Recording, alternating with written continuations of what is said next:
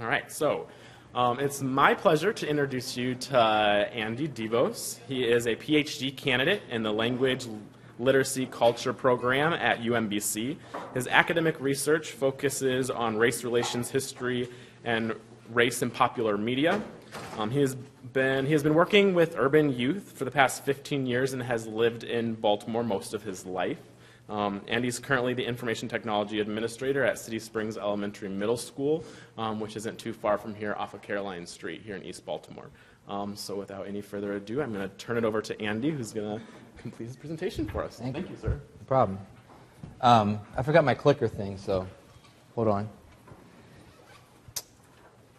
So I'll start off by saying I was just talking over here. I'm pretty good at not going over, so I'm really going to try to get us done in an hour. And also sometimes I talk a little fast, so I'm giving you permission if I talk too fast, you can just like shout, slow down at me. Okay, so this is not too formal here. So the title of my presentation is Understanding Baltimore: Urban Life, Race, Class, and the City, Past and Present. And that's kind of a lot to swallow in one sitting. So I briefly want to actually jump into this through a recent publication. There's a guy from Baltimore named D. Watkins who wrote an article recently called Stoop Stories. And basically in it, it's a pretty lengthy article. It's pretty interesting. If you guys get the Hopkins magazine that comes out once a month, he made the cover recently. But in it, he makes this statement, or posits this idea that there are two Baltimores, that there's a white Baltimore and a black Baltimore, and that they kind of live separately from each other, even though they live directly next to each other in some cases. And if you go around Baltimore, you see a lot of evidence of this. I don't know if this building's still here, but this is my favorite pictures of this kind of interesting contrast of this new, forward-looking construction, this kind of old, residential stuff kind of coming into conflict, and the contrast being very stark at times. You also see it just in your neighborhoods, right? That there are older residents, some of whose families have been here for generations, and younger residents who tend to be a little more upwardly mobile, more educated, and living right next to each other at times, but oftentimes not really interacting with each other. I want to show you one more artifact before we really jump into the presentation. So I work at City Springs School, as he said, which is not too far away. One day I was driving into work, and I saw these two billboards. I'll just throw them up together and let you look at them together. They're right immediately next to each other. This is on Central Avenue, I believe. Again, they're right next to each other. Now, this one is a photograph I took with my phone. The first one's an actual image from the internet. It's just a little sharper. But it's just interesting how these two billboards, which are communicating messages to residents of Baltimore, are communicating very different messages, are using very different imagery, right, and are obviously communicating to two very different groups, right? Only take like 45 seconds, turn to someone next to you, just talk about these billboards. Go. So I'm sure you said some interesting things. We're going to have some more chance to kind of talk in small groups at the end. And I would like to hear what you say, but maybe towards the end if you want to share some of your observations. But I think at least I was just kind of eavesdropping, and I heard some interesting things already. When I look at these billboards, it makes me ask questions, right? And I think a lot of people who come to Baltimore find themselves asking questions. And here's some of the questions that I've found myself asking over the years. So why is Baltimore so segregated by race and socioeconomics? Why are the social material conditions in Baltimore's neighborhoods so starkly drawn along race and or class lines? And how might understanding the history of race in Baltimore shine a light on present racial dynamics? Now, this last question maybe is not one people ask, but it's one that I ask because I'm a historian, and that's primarily what I'm here to talk about today. And before I jump into it, I do want to just share a quick personal story. So this is me way back in the day, back in my more handsome days. So both my parents grew up in Hamilton, which is kind of northeast part of the city. They grew up there. They went to public schools. They took the public transportation to school every day and have all these great memories of growing up in the city. I was born in 1979, and shortly before my first birthday, my parents moved out to here. And long story short, I still came to the city a lot. I went to school in the city and church in the city, and I would, see these contrasts all the time. And this for me is not just a theoretical question, it's a really personal question. Like, why is Baltimore this city where there's just these like stark contrasts between different groups? And why is it that my parents who grew up loving the city so much now really hate it, honestly, and are really kind of like frightened of it? So for me, this has been kind of a personal journey in a way. So let's jump right into it. So let me just throw this up. So here's kind of my talking points for the day. So Baltimore obviously has a long history. We're going to focus on the kind of the 20th century, especially the post-World War II period. And most of what I say you're probably going to forget, and that's fine. So I tried to at least make everything almost rhyme in terms of my talking points. And what I really want to look at are what are the big kind of moments in 20th century history that kind of gave us the Baltimore that we have today. You could think of these as moments. You could think of these as kind of overlapping steps in one large process. You could think of these as recipes and ingredient. But these are the things that I identify as really kind of leading up to what we have today. I hope that makes sense. Before we start, just maybe some definitions. So I'm going to be using some words that people have different ideas about. So I just want to define what I mean. Obviously, I'm going to be talking about race a lot. This is a very academic definition. I have my own easier one in a second. So when I say the word race, I think I'm maybe using it in a way that most Americans aren't really thinking about it. So when I say race, I mean race as a social construction, as an idea, right? Built on the recognition of difference and signifying the simultaneous distinguishing and positioning of groups vis-a-vis one another. You're all grad students, so hopefully you got that. If you did, whoops, going too fast. More than this, race concerns relations of power between social categories by which individuals are identified and identify themselves. I'm going to give you my own easy, accessible definition. Race is a historical construct, historical is kind of emphasized, that was used to identify which groups of people got stuff and which groups didn't. A little more simple, right? So there's three key ideas. One, it's a historical construct, meaning it's you can't just understand race just by looking at today. You have to understand race throughout American history. Second thing I've highlighted is identify. Race has a lot to do with identity, right? Who you are as an individual in terms of your social structure, right? So it's not just this idea that comes from within. It's an idea that people internalize and develop as they live their lives. And this is the most important one, is that race has been used to decide who gets stuff and who doesn't, right? And even if things have changed today, that we still have that legacy. Here's another quick, easy definition. Race is the historical tool used to decide which groups get the best and which groups get the rest. Now, some of you might disagree with this definition. Some of you might say, hey, we have a black president, you can't say this stuff anymore. But one of the arguments I'm going to make is that this is for most of American history, and some would argue still, it's up to you whether you believe that or not, but that for most of American history, this is what race was. It was a distinction that was used to decide who got stuff and who didn't. Another kind of basic terminology I want to hash out. So some of you might be hearing the two Baltimores and thinking like, well, that's a little broad, right? I'm neither black nor white. Maybe you're from Asia or from Africa or Europe or whatever, or maybe you're saying, like, that's a little unfair to say there's two Baltimores that aren't really fit in that scheme. And I guess I'm just kind of acknowledging that's true. It's a kind of framework that I'm using. It's not perfect. No framework is perfect. But I think it works. The story, and this is just from conversations I've had, the story from Black Baltimore is that non-whites of relatively privileged backgrounds are essentially lumped in with white Baltimore. That really, again, if you think of race as a structure, it's not so much necessarily about skin color. It's ultimately about like whether you have privilege or whether you don't.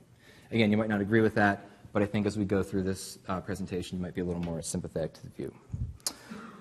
All right, let's jump into it. So we're going to look at segregation first. We're going to spend the least amount of time on this point because I feel like it's an idea that most people are familiar with.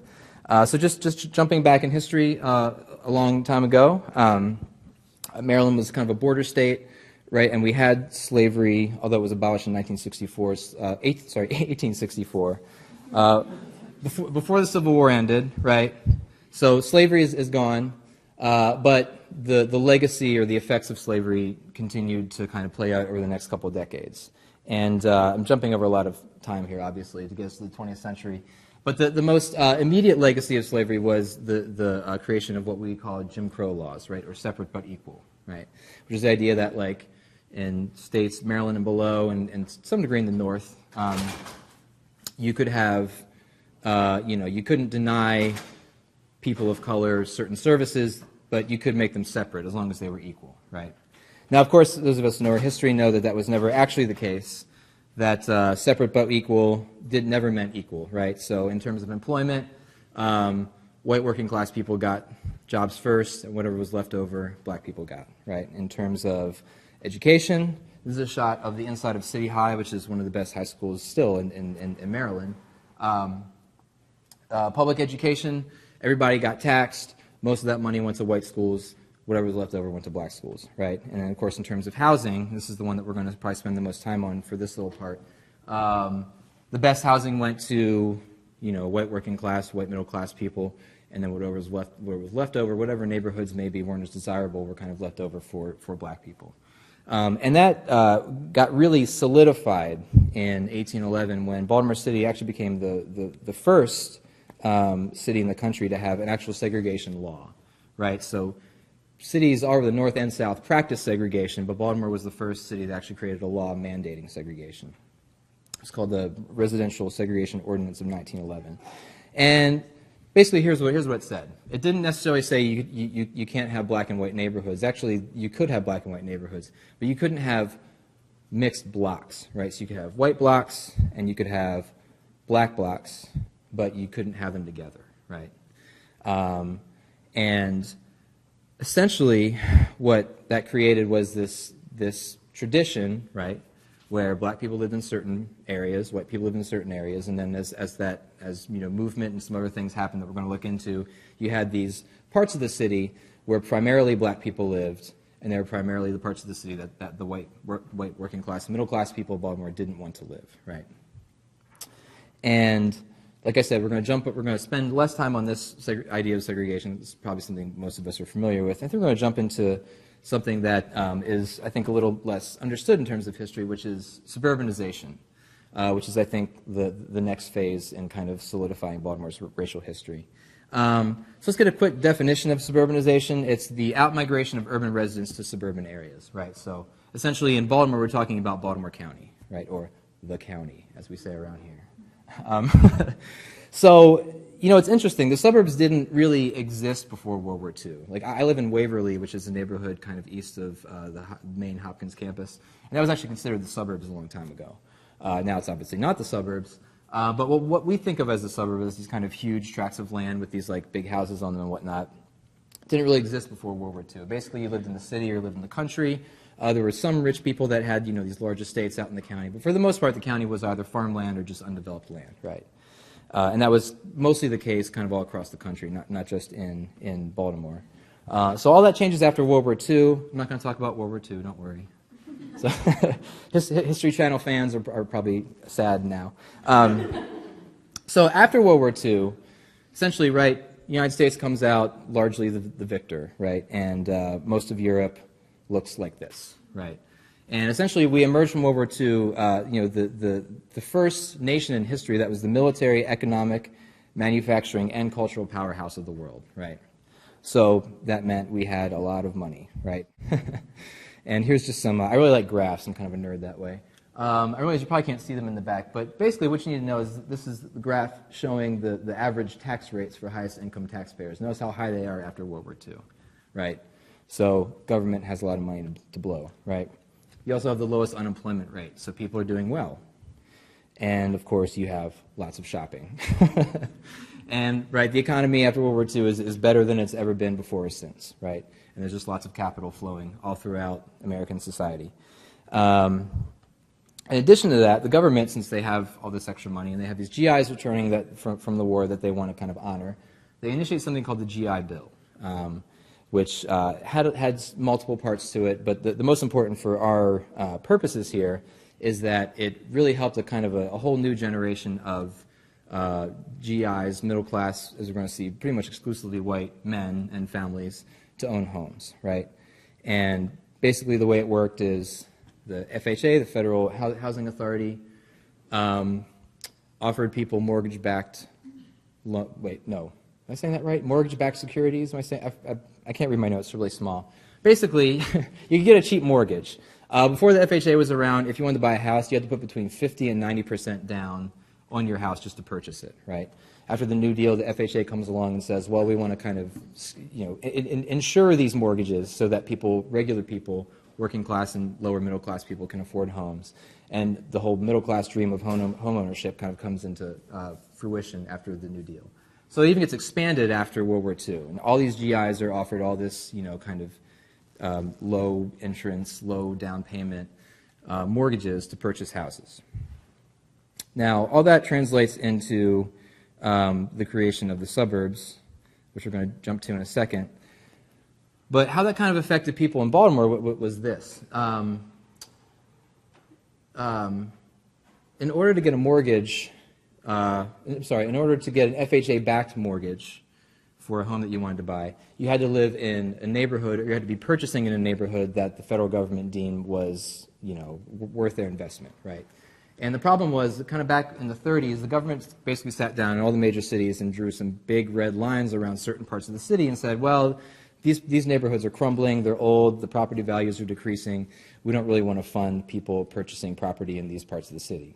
Now, of course, big surprise, because of the history of segregation and forcing black people into neighborhoods that other people didn't want, those were almost exclusively black neighborhoods. So basically what you have is you have a situation where, this American dream of home ownership becomes mostly a white thing. Not that black people couldn't do it, not that they didn't, but for the most part, the GI Bill, which was largely not offered to black people, the FHA, which was not offering loans to people who lived in, crumbling low-income neighborhoods, were basically kind of shut out of that whole process. I want to play a video, and I might have to do some. There we go. So I don't know if it's going to be too loud or too quiet, but this video is about that whole process I just talked about of redlining. Racially discriminatory laws across America ensure that poor people of color migrating from the South would be confined to certain parts of the city that we now think of as ghettos. Very few people know this, but if you go back and you look at how African American housing patterns were established in the 30s and 40s, even as a result of the New Deal, the FHA, which was a Democratic New Deal program to inspire home ownership in the midst of the Depression, did more to create ghettos than any other federal program before or since. Why? Because when they were creating a culture of home ownership in America, they were exclusionary to black people. They put them in the areas that were maybe a little bit economically depressed and subject to heavy rentership, and then they redlined those areas and they would not write FHA mortgages in those neighborhoods. Once those areas were redlined, that was basically a design for a ghetto. I think he explained it a little better than I did. So my notes are in tiny, little 8-point font. I can barely read them. So just a little quick commercial. I'm hoping some of you have seen this before, but the clip we just saw is from this documentary called The House I Live In. It's not actually about homeownership. It's about mass incarceration, which we'll talk about. I recommend it to you. It's a great film. I think it's on Netflix presently, for those of you who have a Netflix account. Anyway, commercial's over. So you have kind of this seesaw effect, right? So on one hand, you have the cities kind of going down. On the other hand, the suburbs are rising, right? And much of the housing construction that happens after World War II, the vast majority of it actually is happening out in the suburbs. So these large, unincorporated tracts of land are being developed for these new, beautiful suburban communities, right? And those really kind of explode all across the country following World War II. And historians, kind of looking back on this, who are kind of sensitive to the racial dynamics, call this period kind of white flight, right? So it's not just that some people are leaving the city. It's that mostly, for the most part, white, middle class, and working class people are leaving the city, basically riding this wave of government goodwill, and ultimately abandoning the city for kind of greener pastures, right? And on top of that, if you were black and could afford to move out of the city, generally speaking, the suburbs were pretty much cut off for you, right? So this is obviously before the civil rights movement and whatnot, and I'll let you kind of read this yourself. But most suburbs have what was called kind of housing covenants, right? When you moved into them, You had to sign, this document saying you would do these things and wouldn't do these certain things, right? And I don't need to read it to you, read it for yourself, but you basically had to agree not to sell to certain people, right? If you're on the West Coast, it would include Japanese. If you're in, a heavily Jewish area, it might include Jewish, but it always included black. And the suburbs, at this point in history, were pretty much cut out black people from living in them. Now, if that weren't bad enough, in addition to that, you have the creation of these huge superhighways, right? So 695, 95, 83, all these highways that some of us probably use possibly every day are kind of popping up all over the country, this huge interconnected, right, road system of roadways. And again, all of that is being funded by the federal government, this kind of national infrastructure project, right? Now, although there's obviously nothing inherently racist about the Federal Highway Act, it did have, I guess, racially imbalanced effects. So, it's interesting, if you look at a picture of a highway from like Google Maps, which this is what this is from, right? You can look how the highways like literally just cut through the centers of cities, right? So in order to build these highways, and this is especially in places like New York, it's less so in Baltimore, but it's still a thing here. In order to build these highways, you had to destroy houses, you had to destroy neighborhoods, right? Especially for this east-west Route 40 highway, that still is a big deal. It's completely cut the neighborhood that was once together, just cut it in half, right? Now, of course, the powers that be, when they're planning these projects, they're not going to run highways through the rich neighborhoods, right? Because that wouldn't fly. So 99 times out of 100, they're plowing these highways through neighborhoods that the powers that be don't see as very important, right? And here's actually a pretty, I'm not sure what year this is from, but this is an interesting shot of the highway to nowhere. If you don't know what I'm talking about, you can Google it in your own time. But look just how like it literally just like probably clears out. That's like probably half a block of buildings, right? And it's just for miles and miles and miles, right? So the creation of the suburbs is literally like destroying the city, like not figuratively, like literally destroying the city. While it's also, as we're going to see, kind of ultimately disenfranchising everybody who is left in it. So another little commercial. If you're interested in this kind of thing, here's some books. Not My Neighborhood is a big bestseller a couple of years ago. A lot of the stuff I'm talking about today is from that book. And then this actually studied with this professor. He's retired now. He's a UMBC professor. But just a little commercial if you want to learn more about this. If you pick between the two, Not My Neighborhood is a little more comprehensive. This is about one specific neighborhood and how some of the residential schemes that I didn't have time to talk about today kind of played into that. So just, again, quick commercial. So let's kind of take a step back and look at this in terms of statistics. So Baltimore County, as you can see, just explodes over the decades following the post-war period, right? 1940s, a very, very, pretty minuscule population. And, by 1980, you have roughly 400,000 new residents coming into the county, right? The vast majority of these residents are white, working class, and middle class people who are leaving the city, right? Now let's here focus on this. Ignore this one here. Focus the one on what's that? Your right. So look at the population of Baltimore City. Notice how it actually rises a little bit, right? And then it drops slightly, and that drops pretty dramatically, right? So somebody just shout out, and you don't have to raise your hand because you're a little old for that. But does anybody know, like, why is the city, for a time at least, getting larger while people are still leaving the city? What's happening? So there's like tens of thousands of people leaving the city, yet the city is getting larger at the same time. So what's happening there? Does anybody know? Take a guess. I'm sorry, I can't hear you. Baby boom is part of it. There's another part of it, though, too. It's not soldiers returning. Chop off the first three letters of that word. Migrants from the South, right. So you had this large influx, not just in Baltimore, but also in Detroit and every other kind of northern city. This huge influx of black people trying to leave the Jim Crow South, right, coming up for jobs that, as we're going to find out, are disappearing. And for the most part, you have people of privilege, people of means, people who are upwardly mobile leaving, and people who are coming for a better life are often poorer, right? Usually less stable in terms of economics, entering the city, right? So you kind of have this this vacuum of privileged people leaving and, you know, less privileged people filling that vacuum, right? And that happens over decades and decades and decades. And we're going to talk about this later, so just kind of hold tight there. Now let's talk about something happy. So the civil rights movement happens, right? And a lot of these, you know, obviously racist housing practices that we have been talking about, right? They get formally outlawed, right? Specifically with the passage of the, with the passage of the Civil Rights Act of 1968. One of the clauses of the Civil Rights Act was basically outlawed housing discrimination. You couldn't discriminate in terms of renting or selling a house by race, right?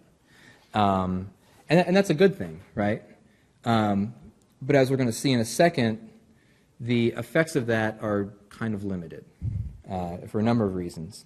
One of them is that you have the assassination of Martin Luther King, right? Riots, you know, kind of spark all across the city, or rebellions. What's the difference between a riot and a rebellion? You tell me.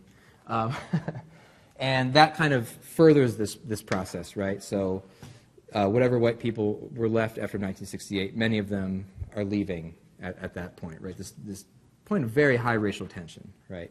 And, you know, as we often do in this culture, instead of actually like sitting down and working out our differences in a public sphere, we just kind of run away from each other, right? And that really exacerbates this whole kind of cycle that we're talking about. And on top of that, one of the benefits of the civil rights movement and of those various federal laws that were passed was that, you know, the suburbs are finally open to black people in Baltimore County. So you have this kind of steady, this first a slow trickle, but eventually a steady influx of black working class people and middle class people moving out to the county, right? And here's some stats on that. So again, largely after 1970, you have these tiny numbers, and they just kind of jump all of a sudden in the 90s, 2000s, and 2006. And this is interesting to me, because so my first job, I was an art teacher for, I've had like 800 jobs since I graduated from college. My first job, I was an art teacher, and I taught at Reynoldstown High School, which is northwest Baltimore County, which pretty much felt like a city school in terms of like the challenges that we faced. And I taught there in the, I guess, the early 2000s. And 30 years ago, it was all Jewish. And now it's like 99.99% black. Remember, there was like 2 white kids who I always thought was interesting. But you know, you really see this change is quite dramatic. So you have this kind of, this mass exodus of black middle class and working class people out to the county, right? And just to be fair, you could call this black flight, right? Because again, just as a couple generations ago, white people are leaving the city to try to make a better lives for themselves. Black people are following when they get the chance to. Now, although this is a good thing, this is kind of not a good thing for the city, right? Because you have this kind of repeating process of people of means, people that maybe have a little more money, maybe are more likely to own property, kind of leaving over decades and decades and decades, right? And what you really get is this kind of like endless cycle, right? That really hasn't stopped. You have conditions cause flight. Now, conditions could be anything. Conditions could be, you know, I'm a racist and don't like my neighbors. Conditions could be my kid's school sucks and I want to go somewhere better, right? Conditions could be my neighborhood's falling apart and I want to go somewhere better. Could be anything. Could be good or bad. And that causes people to leave. Largely people with resources. Again, resources you can interpret in multiple ways. It could be financial resources. It could be leadership in the community. Family ties, right, relationships, all that stuff is getting taken out to another part of the state, and that causes conditions to worsen, which causes people to leave, which causes resources to decrease, which causes conditions to worsen, right? And it kind of never stops. Now, with the influx of, we're going to talk about later, with the influx of, you know, gentrification and, you know, kind of middle class people moving back in the city, it slightly disrupts this process, but for a lot of really poor neighborhoods, not really, right? So let's kind of list the kind of total effects of all these things. So how does this really kind of affect the city? So you have some kind of after effects of suburbanization. You have disinvestment in public transportation, right? Baltimore's, if you talk to people who depend on public transportation, they all have stories of how, you know, they've waited an hour or 2 hours for the bus sometimes, right? And you have tax base drying up, right? You know, services for trash, for schools, right? Fire, police, all that stuff leaves as people with resources leave. Emotional attachment to the city changes. And I don't think you can underestimate that. I mentioned my parents. I mean, they used to love this city. Not exaggerating for effect, my dad said his childhood was like happy days. Like he used to, you know, go to the soda shop with Fonzie and the guys. You know, not really, but but he's actually said things like that. You know, but now he like sees the city as a place to kind of be feared and resisted and ignored, right? Established community leaders often leave, right? That's huge. Right, back to this. I don't know why I put this in here. It's a good idea at the time. Growth of abandoned housing stock, right? You're seeing that less than it was like even 5 or 10 years ago. But we've probably all seen this, right? These neighborhoods where like most of the houses are abandoned. There's like 2 or 3 houses on each block where people are living, right? It's almost impossible for me to imagine that these neighborhoods were once like all the houses were full, right? So you have just like neighborhood change just kind of like happening so fast. These neighborhoods are just collapsing. And then lastly, jobs disappear, right? And now I'm going to make an argument. If all these things had happened but this last one hadn't, I think Baltimore would be so different now than it is today. And that's kind of what I want to look at in my next little segment, which is I really want to look at deindustrialization. Let me just define it real quick in case you have no idea what I'm talking about. Deindustrialization is the rapid disappearance of heavy industrial and manufacturing sectors of society, right? So the disappearance of like what we've historically considered working class jobs, you know, assembly lines, you know, factories, right? People doing this kind of stuff, right? And the jobs are leaving in 3 directions. They are going out to the county. There's a young man that I mentor who just got a job on an assembly line. I didn't even know they existed anymore. And he has to like drive out or take the light route to Hunt Valley every day, right? Because there's not much manufacturing here actually in the city. A lot of those jobs are getting mechanized, right? People getting replaced by robots. And a lot of those jobs are going overseas to places like China, right? This really obviously accelerates more in the 80s, but this is kind of when some of this stuff begins, right? And in terms of kind of the overall American economy, these kinds of jobs are being replaced by these kinds of jobs, right? Jobs that you need education, jobs that you need, you know, kind of high-level skills that you're not going to get just going to like a public school where they're just teaching you how to read and write, right? And of course, that kind of continues the cycle of black people in Baltimore being kind of left out of, you know, the good stuff. And then, of course, you also have this, right? This is the visual, the kind of, I guess, geographical effect of deindustrialization. Is, you know, these huge warehouses. Now they're like cool artist lofts and stuff like that. But you know, which is interesting for me to see because 10 years ago they were not cool artist lofts. They were just like giant mammoth shells of, you know, to this former age. So let me just throw a graph up here. So for those of you who can't see, so this line at the bottom is the manufacturing sector, kind of it's really quick decline between 1970 and 2005. The one in the middle is trade, so that's like the port, right? Our port used to be huge, now it's like not that big a deal. So you see that declining. And then the service sector just explodes, right? And by the service sector, of course, we mean like these kinds of jobs, right? Fast food, hotel, entertainment, Walmart, that kind of stuff, right?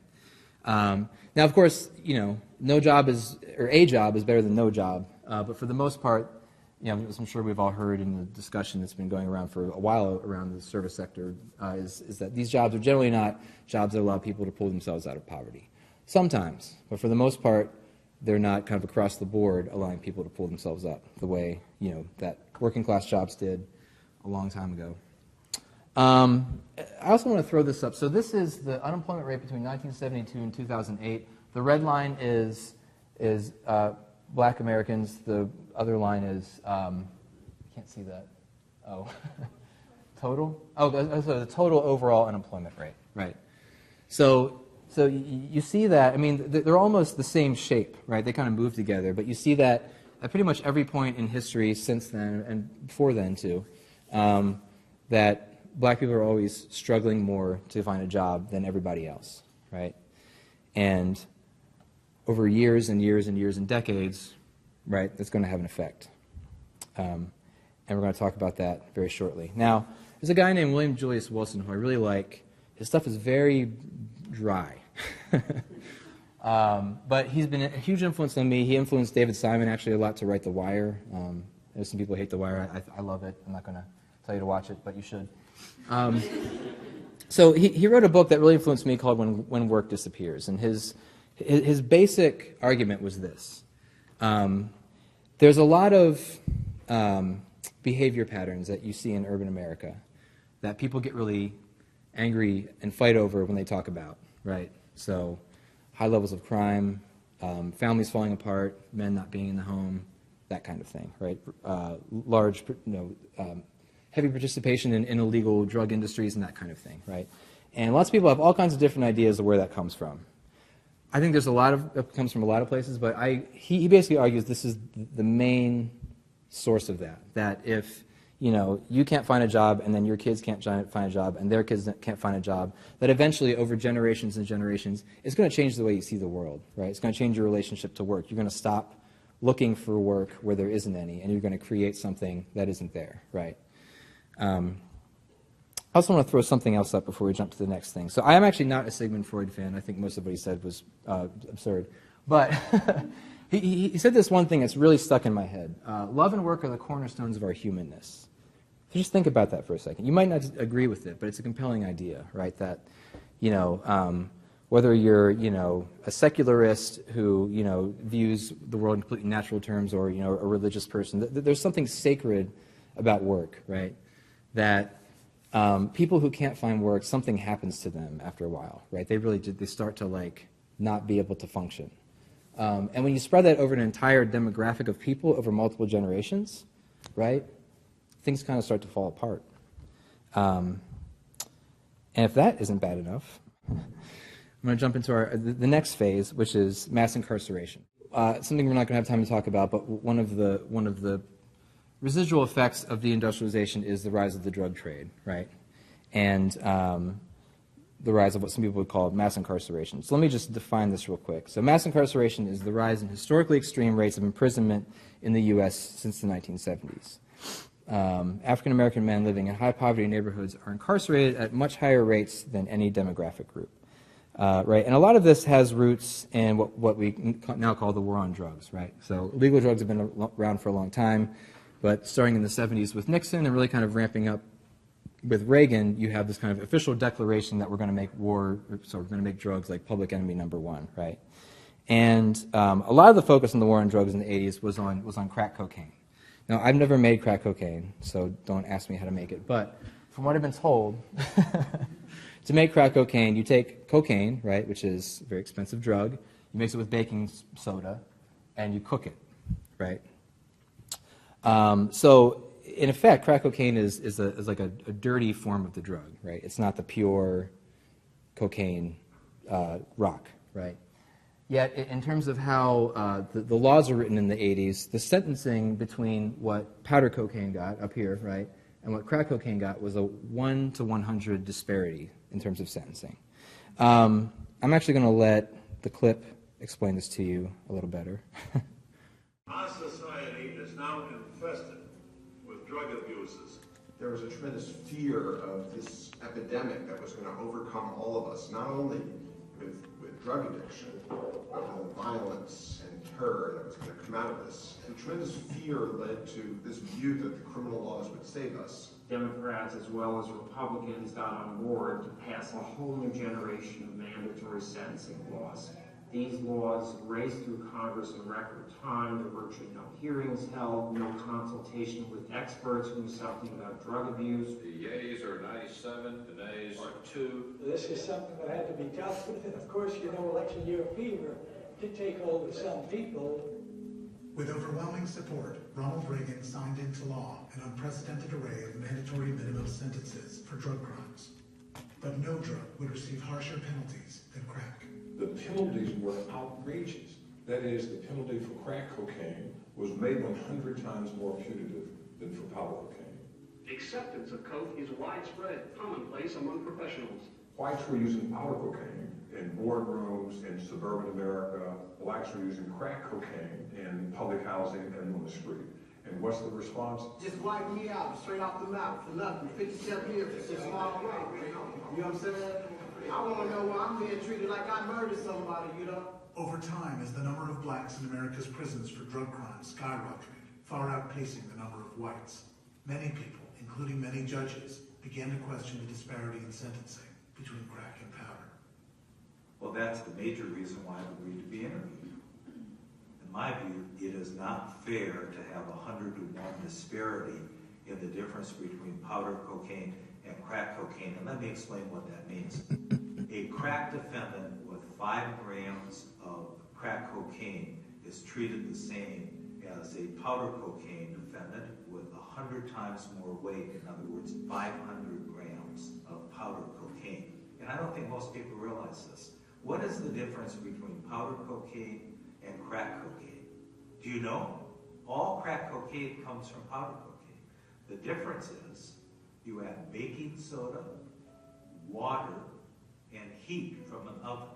That's the only difference. So you guys gonna try to go home and make crack now? I hope not.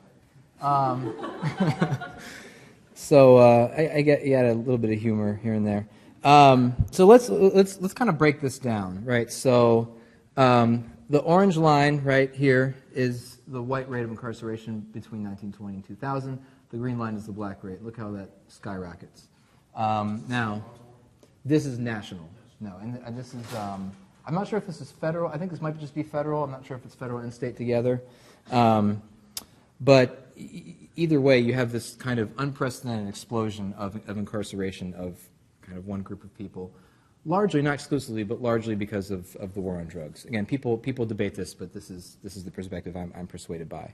And if you just look at just if you take race out of the picture, this is why we use the term mass incarceration. Right now, the United States incarcerates more people than any country in the world. I think number 2 is like North Korea or something like that. Like, it's basically everybody that we're like enemies with is like number 2 and 3. And this obviously is going to have an effect on society, right? This is going to change the way the group of people that this is affecting overall kind of view the world, right?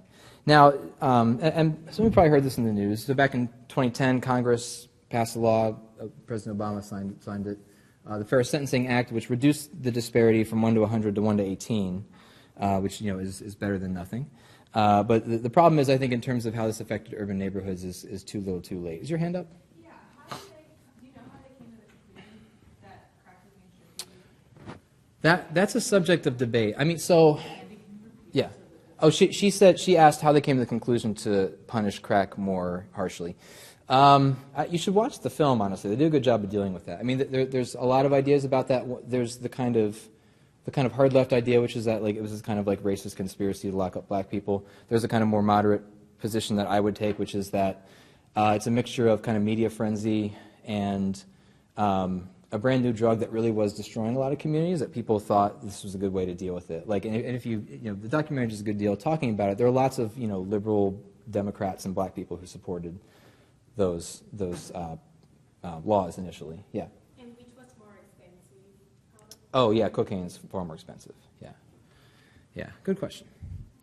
So in terms of the kind of immediate and long-term effects of mass incarceration, right? As I said this before, so we have 4 to 5% of the world's population and 25% of its prisoners. That's a lot. An African American man born in this country has a 1 in 4 probability of being incarcerated in his lifetime. In cities like Baltimore, it's closer to 1 in 3, right? So I work at a school. It's right south of Hopkins Hospital, where the Perkins homes, so the housing projects. My school is kind of right in the middle of that. Almost all of our kids have a loved one or a family member who has some kind of experience in the criminal justice system. And for some communities, prison is a normal, I put that in quotes, part of life. Many students, this is originally for teachers at my school. I should say many people have loved ones behind bars, right? And again, this has been going on for decades, so obviously it's going to change the way communities operate, right? I want to briefly take a look at the last kind of phase. It's a phase we're still in. It's a phase some of us are a part of, including myself. I'm not casting aspersions, which is gentrification, right? which is in some ways a surprise phase, I think, but it is interesting. So let's just define gentrification real quick. It's the development of urban neighborhoods to lure resource residents to the city. I think resource is key because it's not just white people moving back in, right? It's people from all over the country, all over the world, people from different races, but the key is that it's generally speaking middle class and up in terms of who's moving back in. Gentrification usually happens, spelling error, usually happens by redeveloping old or dilapidated areas into luxury condos, renovated row homes, and or storefronts. And it often results in the displacement and or disrespect, and it's a key word, of low-income residents, many of whom have lived in said communities for decades. Now, just two quick examples. I might offend some people, but I'm okay with that. One of them is Hamden, right? I picked Hamden intentionally because it's a white working-class neighborhood. It's a little interesting, right? The history of Hamden is it was fascinating. It was like West Virginia, mountain folk who moved here to work in the mills and whatnot. And because of its geographical separation from a lot of the part of the city, at least 100 years ago, it really developed its own unique culture. Basically since I've been in college, there's been a lot of artists and hipsters and stuff, right, moving back into Hamden.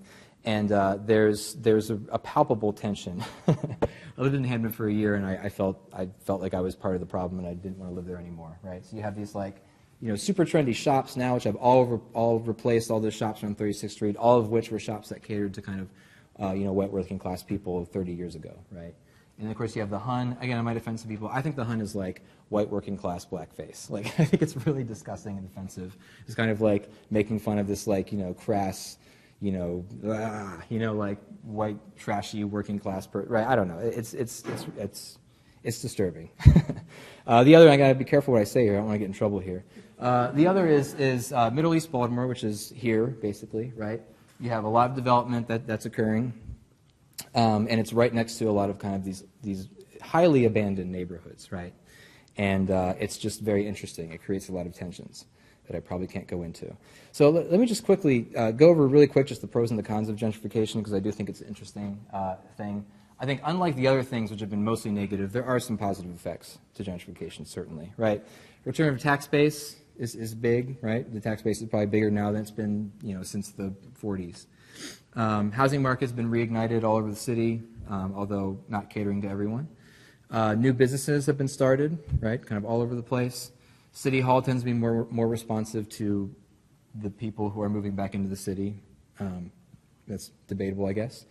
Quality of life improves, greater safety, and then there's kind of new community leadership, right? The cons, however, I think are almost like the flip of the pros. You have a lot of long-term residents being uprooted. That's been a big issue with the East Baltimore development here.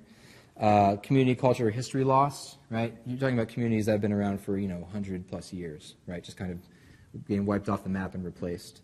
And a lot of people really feel that sense of loss. Indigenous leadership devalued when you have these kind of conflicting communities living next to each other. That creates conflicts in leadership. It often causes rents and property taxes to go up for long-term residents. Hamden's a prime example of that. Race and class tensions flare. I don't have to explain that. And this is anecdotal. I don't have data on this, but I feel like I've noticed, when you go to places like Hamden, it's not the old school residents of the neighborhood who are working at the cool boot stores and stuff like that, right? It's like art students who are probably living off their parents' trust fund or whatever. That was really inappropriate. I'm sorry. I went to art school, so I can say that. And this has been a big issue. Public funds partially going to private developers, right? I'll let you sit with that, right? I think I'm going to wrap up. So I think you can see now when you kind of put all these things next to each other and see the flow and see the process, how they kind of overlap and lead into each other and create these really, really challenging historical problems, right? That this is how we get the two Baltimores. Again, whether you buy into the idea of the two Baltimores or not, I feel that this kind of speaks for itself. I want to end on one quick thought, and then we're just going to have some questions and or discussion. I was talking to a friend of mine. I didn't realize how low res that picture was till you blow it up. I was talking to a coworker of mine recently, and he is not from Baltimore. He moved here a couple of years ago. He's a teacher at my school, and he had this really interesting phrase that stuck with me. He said, Baltimore is a city that kind of gives you an ultimatum. It's not like places like New York or like LA where like you can live in these like enormous, safe middle-class neighborhoods and like never see, the ghetto or whatever. Like you can't escape it in Baltimore. You can't go anywhere without seeing, the poverty and the difference between the two Baltimores, right? And it's almost like moving here, you're kind of asked to make a decision. Like, do you want to be part of the problem or do you want to be part of the solution? Maybe you think that's a little harsh, but that's kind of how I see it. I think the way he put that was actually really beautiful. So let's kind of segue into our last thing. Now, I was going to throw some discussion questions up and just let you all talk amongst yourselves. We've got about 10 minutes left. We can do questions before that if you all have any questions. Well, yeah, I mean, I have some middle-class black friends who didn't grow up in the city, who moved into it, who almost have more in common with white middle-class culture than, kind of the working-class culture of Baltimore. So, I mean, I think it is mostly white people, yeah, but it's not exclusively. So that's kind of what I was getting at, I guess. I didn't really explain myself, so it's a good question. Yeah, go ahead. Hey, Andy, can you repeat the questions just for the video? Oh, yeah, sure, no problem. Yeah, go ahead. Also, in terms of gentrification, I think. Yeah, I don't know. So the question was, if you are part of the gentrification trend, how can you do it in a way that's not harmful, I guess? That's a really complicated question. I guess just a few ideas is I think it's an attitude sometimes. I think it's a difference between realizing that the neighborhoods you're entering have history and have leadership, and I mean, it's hard, but maybe trying to identify that, and, I mean, some people don't like to talk to their neighbors anyway, but, or, this is crazy, send your kids to public schools, and not like the really nice charter schools, like the neighborhood schools. I mean, I realize that that's, there aren't many people that want or would even imagine that, but, I mean, this is something that a lot of people out there have like thought about and considered. That you can, if you, it's a talk I heard a little while ago called Gentrification with Justice, if you want to Google that. I mean, there are people that are thinking about that idea. Good question, though, yeah. Anyone else? That's like, so the question was, why should we care about that? Man, that's a deeply philosophical question. I don't know how to answer that without sounding grandiose and making myself sound more important than I am, but I've studied a lot of history, and the conclusion I've come to is that injustice and exploitation are like the default position of history, and that most people don't try to fight against that, and the people who do are really rare. And I think it sounds so grandiose, I'm sorry, but I mean, I think that's the question it comes down to, is like, do you, so for instance, we look back and say, oh, slavery was terrible. If I was white and lived back then, I would have been against it. No, you wouldn't have. Because the people who were against it were like these crazy, insane radicals that everybody thought was nuts, right? And I think in some ways these issues we're talking about is kind of the slavery of our generation. The fact that every time we go out to Walmart, we're like, making some, Asian kid work 12 hours a day. I think that's our slavery. I think there are these things that are so basic to our culture that we don't question, and I think so. The question, I guess, that's what it comes down to. Is the question is, do you want to work against history, or do you just want to kind of go with the flow? I don't know. I'm a historian. I don't do future. I don't know. I think, I think gentrification is going to continue, and eventually it's going to slow down, and then the contrast between the two Baltimores are going to get really stark. I think the county is going to get poorer. I think it already has been. I think the differences between the county and the city are going to quickly, or eventually dissolve, and it's just going to be one big metropolitan area with poor people and non-poor people living next to each other with incredible tensions. It's not a very good answer, but I don't know. That's a good question. I think we have time for one more question. This better be good. This is it. Well, so in addition to what you mentioned in response to the question about gentrification, is there anything else you would suggest to like us in the audience, what we could do to be part of the solution to the Baltimore ultimatum? Yeah, this is a cheap shot. Most of you are going to make a lot of money someday. There are so many organizations out there doing good work that are struggling. And what the city really needs is people with money who are putting it in the right places. And I think some of you could and should be a part of those organizations, but I think a lot of us shouldn't and should just pump money into them. Is that terrible?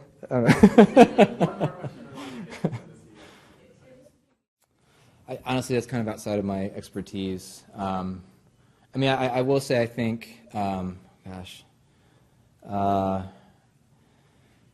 we need jobs. I don't know. I don't know how to do that. I don't believe the left or the right in terms of how to do that. We need jobs, and I think we need affordable housing, and neither of those things are happening.